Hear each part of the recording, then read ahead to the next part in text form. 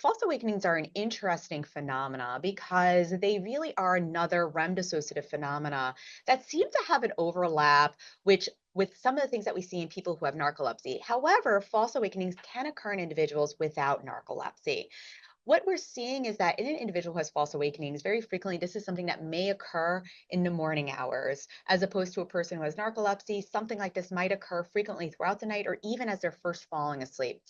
This is a period where a person thinks they're awake, feels like they're awake, but they're actually still sleeping. They're actually still dreaming. And so they're really engaging in an entire perspective of what feels like is occurring in their real life. So, an example of this would be having a false awakening and thinking that I got up, I got out of bed, I went and brushed my teeth, I started getting ready, I went to school. Oh my goodness, I was late to school. I'm going to get in trouble. I'm going to get that late slip. Oh gosh, this is my seventh time being late for school. I might get detention for this. And going through that entire scenario and really feeling like you're living that experience, only to wake up to find that you're still in your flannel jammies, laying in bed with your teddy bear, and kind of having that sigh of relief of it was just a dream. So false awakenings can be something that are very impairing to people. If someone is having frequent recurring false awakenings, one of the things that would be important to reconcile is whether or not there is another underlying sleep disorder that is making that more common.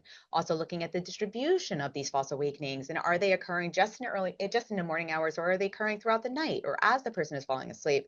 Do they describe a similar phenomena while they're in the middle of class or when they're in the car?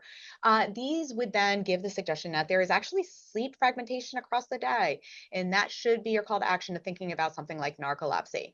However, again, false awakenings can occur in other individuals, and one of the things is to help individuals with these types of issues is to help to coach them through what are some things to be able to encourage waking up, and then also to be able to encourage how you can feel calm, because some people may get a significant amount of anxiety around this, and being able to kind of come down from that and be able to wake up without there being any type of significant intrusion.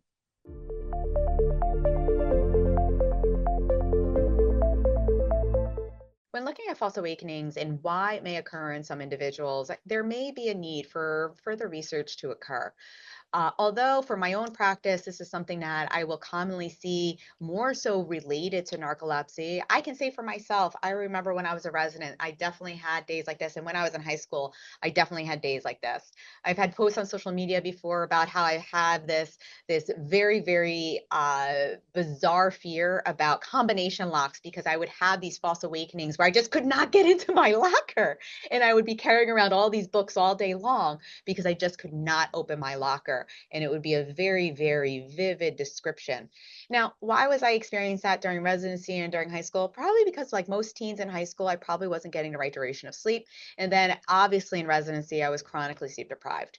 When a person is sleep deprived and they're going back into getting that quote unquote compensatory sleep, we most likely are going to rebound into some slow wave sleep first to be able to help in making up for that. But then we go into those REM rebounds. When we go into those REM rebounds, it makes us more likely to have those REM dissociative features, so sleep paralysis, sleep related hallucinations, and even things like these awakenings, these false awakenings that can be really problematic. So, having a better understanding of what the actual true prevalence of false awakenings are, how detrimental they are, and then also what other sleep disorders they may be associated with could give us a greater understanding of exactly what's going on. The likelihood is that we are underestimating this because we aren't frequently asking people about this type of phenomena, and most people tend to be too embarrassed to bring it up by themselves, or they just have the presumption everyone experiences it, so I'm not going to talk about it. When we ask questions like this that do bring out an understanding of something that could be dysfunctional and even a heralding sign of a bigger problem at hand, this is only going to help improving and personalizing the care for the individual who's in front of us.